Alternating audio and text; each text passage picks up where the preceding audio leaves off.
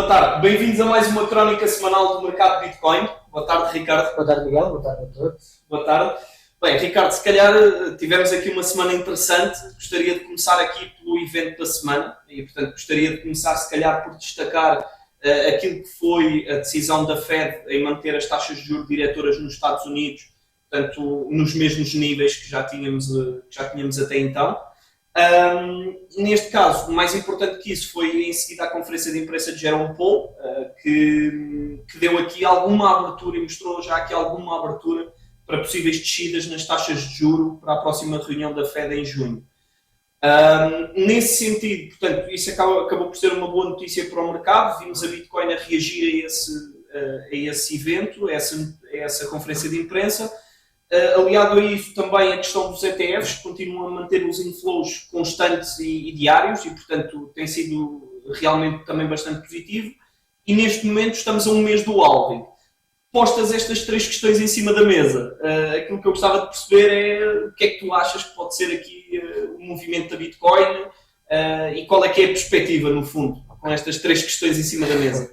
Assim, relativamente às taxas de juros, o mercado já estava praticamente à espera que ele mantivesse. Depois o discurso dele, acho que ele mantém sempre o mesmo discurso, sempre muito cauteloso, a mostrar a abertura para baixar, mas também mostra a abertura para continuar a manter as taxas de juros.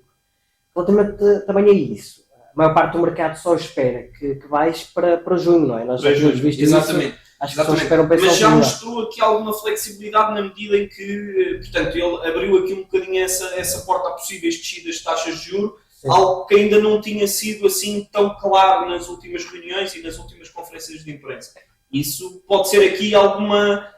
isso mostrou-se logo, ou seja, vimos a Bitcoin a reagir entre os 67 mil, mas depois também já estamos a ver hoje ela e já estamos a ver isso a cair. Mas pondo estas três questões que falei em cenário, portanto, achas que nós temos tido uma tendência descendente naquilo que foram os últimos dias, exatamente? Achas que poderemos estar aqui numa região de suporte aqui na zona dos 60 mil dólares? Achas que podemos vir mais abaixo antes de efetivamente arrancarmos? Achas que estas três questões que eu falei podem ter um grande impacto naquilo que é o bull market? Depois de irmos aos 62, eu vi aquilo a reagir e vimos aquilo a bater os 67 outra vez. E pensei que, de facto, atingimos ali um fundo local e que íamos mantendo a mesma tendência de subida. Mas agora já tenho uma opinião diferente e acho que podemos visitar a casa dos 50 e qualquer coisa. Mas, apesar disto também vai ser curto, acho que vai manter a longo prazo, vai manter a tendência de subida, mas podemos visitar a zona dos 50 e qualquer coisa. Certo, isto porque ainda estamos aqui a cerca de um mês do halving e, portanto, neste momento as últimas sessões têm sido sessões, ou seja, uma pressão mais vendedora, e mesmo essa questão e essa abertura de portas por parte de Jerome Powell não teve assim um impacto talvez tão expressivo como poderia ter para já. Mas numa perspectiva de médio prazo, até ao final do ano tem sido muito noticiado e os principais analistas têm dado nota que a Bitcoin pode vir a atingir ainda aos 100 mil antes do final do ano. Achas que é possível? Será uma meta possível de atingir? Acho que o Steve está mais bullish que isso. Acho que vamos atingir ali os 150 mil até ao final do ano. Não me parece algo assim transcendente. É duplicar o market cap. É bastante, mas acho fazível. Não é? Certíssimo. Também tivemos esta semana uma notícia importante, falando aqui do caso do Ethereum. Portanto, a SEC iniciou uma investigação relativamente à Ethereum Foundation. Isto, no fundo, portanto, é um bocadinho aqui relativo à questão de se o Ethereum é uma security ou não. Aquilo que eu gostava de perceber é, achas que este início de investigação, nesta altura, quando estamos a cerca de 2 meses de uma potencial decisão relativamente aos ETFs de Ethereum, achas que a SEC pode ter criado aqui o pretexto para efetivamente haver aqui uma rejeição relativamente aos pedidos de ETF de Ethereum? O que é que tu achas? Eu acho que eles podem estar a preparar para isso. Mas também já estivemos a falar sobre isso. Se tivermos em conta aquilo que aconteceu com o XRP, e em termos de consciência é exatamente igual do XRP a Ethereum, e eventualmente eles também não conseguiram fazer a mesma coisa. Portanto, eu acho que aquilo não vai ter, não vão conseguir categorizar aquilo como uma security. Pode ter impacto na aprovação do ETF, eles terem que submeter outra vez. Certo, ou seja, Também já houve um processo similar, portanto, que a SEC quis considerar a Ripple como uma security e, efetivamente, em tribunal não o conseguiram fazer. Achas que no caso do Ethereum, portanto, pode ter aqui o mesmo seguimento, mas, portanto, quando temos aqui um deadline relativamente às decisões dos ETFs, que é curto, portanto, estamos a cerca de 2 meses dessa decisão, portanto, podemos ver que, se calhar, pode não haver aqui tempo para que este pretexto deixe de existir, sim, não é? Mas também não sabemos, eu acho que vamos saber na próxima semana ou daqui a 2 semanas no máximo, o porquê que eles estão a abrir aquela investigação. Não sabemos muito bem o que é que eles estão a alegar. Certo, obviamente. Vamos a ver. Eu acho que eventualmente aquilo, se de facto eles avançarem com o processo, que aquilo vai ser recusado. Mas... Certo. Posto este cenário, neste momento, portanto, com as 3 questões de Bitcoin que falámos há pouco, com esta questão que temos agora no Ethereum, portanto, neste momento parece que o mercado acaba por estar mais bullish para Bitcoin do que propriamente para Ethereum, ou não concordas? Sim. Na minha opinião, se calhar neste momento estamos a ver aqui ou seja, está-se aqui a formar um panorama para Bitcoin mais favorável do que propriamente para Ethereum. Sim. Nesse aspecto concordo plenamente contigo. Mas também o ETF de Ethereum não tem que servir como uma competição a Bitcoin. Eles servem propósitos diferentes. Certo, claro, ou seja, são coisas completamente diferentes. Há que dar nota disso mesmo e deixar isso claro. Portanto, o propósito de Bitcoin é claro, é servir como uma reserva de valor. No caso do Ethereum, o propósito não é esse e é preciso deixar claro relativamente a isso. Também acho que relativamente a dúvidas que possam existir naquilo que foi a criação do Ethereum, também quero deixar aqui a nota, sinceramente, que também quando foram criados os euros e os dólares, também se calhar não foram criados com os mesmos propósitos daquilo que estão a servir hoje em dia, com as impressões massivas, se calhar não era esse o propósito, nomeadamente quando tínhamos, ou seja, quando eram emitidos euros, dólares, que eram lastreados em ouro, obviamente não havia a perspectiva de se imprimir dinheiro como há hoje. Portanto, tal como isso aconteceu, também no caso do Ethereum as coisas podem mudar, podem ter sido feitas algumas questões ao início que se calhar podem não ir de acordo com a perspectiva, portanto, com perspectivas claras do mercado, mas se calhar depois mais à frente, efetivamente, e o próprio Ethereum tem-se vindo a moldar, a rede teve muitas modificações, não é? Só acho, agora em retrospectiva, acho que eles passarem para Proof of Stake pode ser um tiro no pé agora com a situação do ETF e tudo. Porque acho que eles se tivessem mantido em Proof of Work, acho que tinha sido muito mais fácil este processo e a SEC não tinha tanto por onde pegar. Agora, pronto, está feito, vamos ver como é que eles vão fazer. Neste caso, pronto, para enquadrar aqui um bocadinho, aproveitamos se calhar para explicar a diferença entre Proof of Work e Proof of Stake. Não sei se queres Proof of Work é basicamente o sistema de consenso da Bitcoin. Existem os miners que estão ali a processar aquele algoritmo pesado. Ou seja, é quase como uma prova de trabalho, no fundo, ou seja, tem que estar a existir esforço computacional para o próprio blockchain funcionar e existe uma recompensa por esse esforço computacional. Ou seja, como um trabalho, qualquer trabalho está a ser remunerado e isso é Proof of Work. Neste caso, o Ethereum mudou para Proof of Stake, não é? Sim. Enquanto que Bitcoin, tu não precisas ter Bitcoin para ser um minerador, apenas precisas de uma máquina.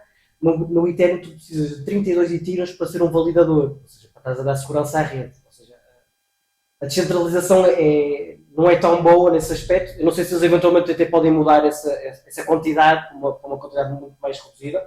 Acho que era ótimo e até mitigava esse risco, mas de facto, acho que sim, porque aqui aquilo que é facto é que acaba por não ser, ou seja, permite outras coisas ao Ethereum que não permitia até então e modifica aqui algumas coisas, mas aquilo que é facto é que também não ajuda noutros cenários e neste cenário do ETF se calhar também não ajuda tanto assim, não é? Para não ser tão descentralizado quanto neste caso, por exemplo, a Bitcoin.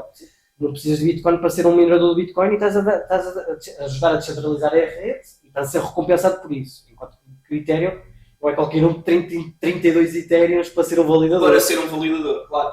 Já agora, também gostava de destacar, e aquilo que têm sido as altcoins em tendência, no caso a Solana e a Avalanche. Portanto, gostaria também de abordar aqui um bocadinho esse tema, no sentido em que, na minha opinião, e portanto, desde que arrancámos aqui portanto, para um mercado mais positivo, têm sido realmente as altcoins em destaque, tanto a Solana como a Avalanche, Isto está ligado também aqui um bocadinho à questão das meme coins e, portanto, está a haver muita atividade dentro dos ecossistemas, tanto da Solana como da Avalanche, ligado à criação de moedas, meme coins, que estão a ser criadas lá dentro. Achas que, efetivamente, pode ser uma tendência, tanto a Solana como a Avalanche nesta alt-season? Assim, já estava a ser uma febre muito grande, pelo menos nas últimas 2 semanas estava a haver muita atividade, principalmente em Solana. A Vax, por acaso, não estou tão atento à rede, mas em Solana sim, e aquilo estava a ser uma febre, meme coin atrás de meme coin a ser criada, e acho que isso não vai ser sustentável, e já tenho notado isso nos últimos dias, em que a maior parte das meme coins que estão a ser lançadas acabam por morrer em apenas 2 ou 3 horas. Certo, mas na verdade achas que,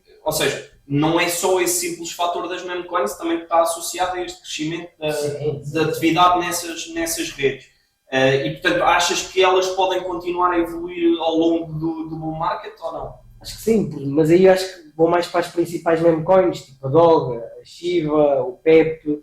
Sim, eu falo disto porquê? Porque na verdade nós temos algumas criptomoedas e que estão bastante destacadas dentro daquilo que são as principais. Falo, por exemplo, de uma Ripple, de um Cardano, em que na verdade acabam por ter prometido muito, mas para já ainda entregam pouco ou nada, vamos lá.